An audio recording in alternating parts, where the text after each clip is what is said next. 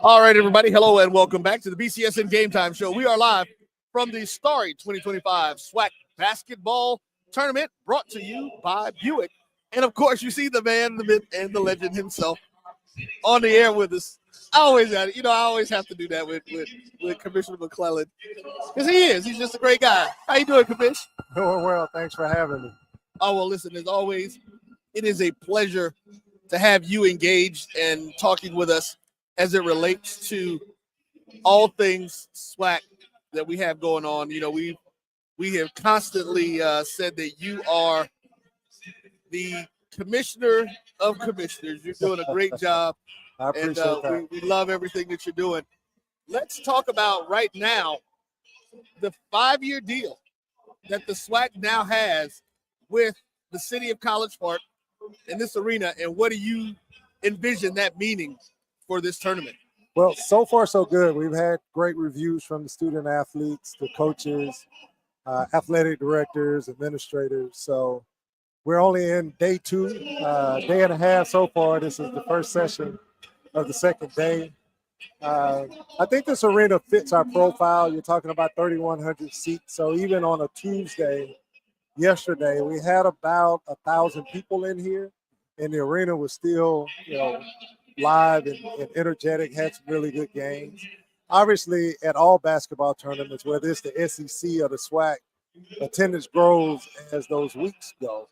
We've been averaging about 4,000 people for our Friday session and our Saturday session in Birmingham. So if we can get anything close to those numbers, this is going to be standing room only. But the reason why you put your feet down, do a 5-year commitment, you have to build. We don't want to keep moving. AFCRA here in the Atlanta region stepped up and helped us to come, gave us funding in order to come. We were kind of concerned, obviously, about the distance, but our fans have responded, schools have responded, great reviews, and we're happy to be here and happy to grow. We have 5 years to make it, something special. Well, I think that's going to be something great. Like you said, it's centrally located, so that makes it easy in Atlanta. We mentioned it earlier.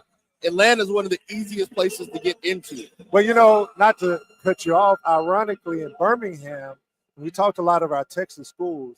They were flying into Atlanta and driving to Birmingham. Yeah. So now you can fly in Atlanta. You don't even need your bus. You catch a train, go to the hotel, the airport, right, and walk over. So that was part of the rationale. And when bringing in Bethune-Cookman and Florida A&M, a lot of our institutions wanted to be more to the center. Not necessarily saying Atlanta is the center of the Southwestern Athletic Conference, but it's easy for all of our schools to get to. And we start talking about the cheap airline rates from Houston to here. It made it perfect for us. And I want to follow up on that. Obviously, as of right now, there are those SWAC schools based in the state of Georgia. But as we all know, another expansion question.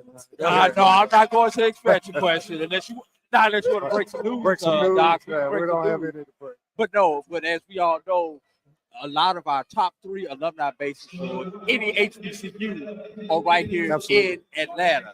So how has that been as far as the marketing and other things as far as to the alumni here in the Atlanta region with the support for this tournament? Well, we put a significant amount of revenue into marketing this tournament, and we've been marketing it now for about 3 months. And what we've tried to do is bring various levels of entertainment. We've partnered with some individuals to do some day parties and some night parties. Roscoe Dash will be performing on Thursday night. We have an artist tonight. Young Jock will be performing on Friday night. Project Pat be singing Chicken Head here on Saturday. You went old school on that one, Doc. So we went old school. we've tried to do some different things, and we realize, again, it's going to take some time, but we want this to be an environment that everybody can come out and enjoy. And we spent a significant amount of marketing dollars. Again, this is year one. So far, so good, but we're excited about the possibility. Was there any concern last week over at Morehouse Power Program? We hosted the SIAC tournament. Was there any concern about basketball fatigue from an HBCU standpoint with the SIAC having their tournament a week prior to the SWAC tournament, basically in Atlanta, 10 miles down the road? I don't think so. This is basketball season, and I've had an opportunity serving on the Division I men's basketball committee to see this at a different vantage point and a different view. And what I've tried to do is bring some of those lessons learned to the Southwestern Athletic Conference basketball tournament. And I think you have to keep this pure, right? This is one of the greatest events that we have and that we can put on. And if the SIAC has theirs here, great. It's just a prelude to what we have. MEAC, CIAA, won't you come? Let's just have all four in here, and we could just make Atlanta the Metro Black College basketball. Hell, we got enough venues here, so it will be easy. Well, actually, Commissioner, that is something that I was actually thinking about asking you. And not necessarily just about basketball, as we, of course, have the bands in the background now. So we're hoping that the folks can still hear us clearly. Has there ever been any thought or conversation about the HBCU conferences doing some conference tournaments together, i.e. volleyball and some of the other Olympic sports? We know it, we'll work for that, but that could be an idea in the same city to help galvanize some things. Yeah, it could be an idea. It's going to be difficult with the CIAA and the SIAC because they're Division II, right? And their championship schedule and their postseason schedule is different than our schedule. So that's going to be extremely different. And then when you start throwing in the corporate partnerships that we have and the MEAC has and the regionality, it's going to be difficult in order for us to do it. But definitely, we have talked about some synergy with our championships and trying to ensure that we're all on the same page and assist each other. And I think you're going to see more of that in the future. Drew, do you have any more questions? Yeah. Obviously, from basketball to Atlanta, you're flipping baseball over to Birmingham. What about some of the other non-revenue sport championships? What are the plans for those? Well, again, our philosophy is to get somewhere and stay. So, for example, Gulfport, Mississippi is perfect for softball. As long as the facility continues to stay top-notch, I foresee us being there. There are some championships that within our structure goes from campus to campus, track, volleyball. We're spending a significant amount of money to uplift our golf tournament. It's going to be in Birmingham as well. It's going to be at a Robert Trent Jones golf course. If you know anything about Robert Trent Jones. Oh, I played that once or twice. Yeah, so one of the best in the nation, let alone, within the region. So we want to go where people want us. The city of Birmingham put together a really strong 5-year deal. So it wasn't like we decided to bring basketball here and then move baseball to Birmingham. It happened organically because of the arrangements that we have. And what we've been able to do is show these cities the economic impact.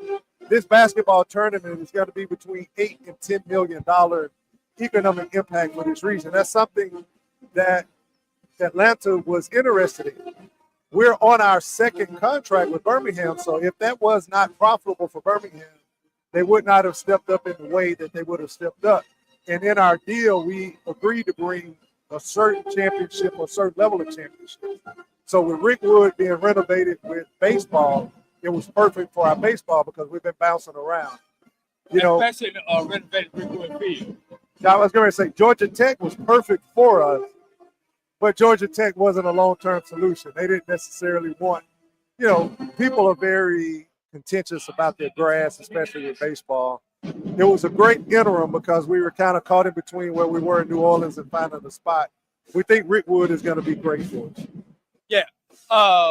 Also, tournament expansion for this particular tournament. We added teams, 9 to 10 this year. Next year we go to 11 to 12. Well, We're gonna be here all week. Day one, teams 9 and 10 on the women's side actually won. So, what kind of excitement does that bring? The teams that weren't supposed to be here if we're on 2024 schedule actually were able to come in and make an impact in 2025. Well, if you actually saw the celebration Mississippi Valley State women had yesterday, it basically personified what we wanted.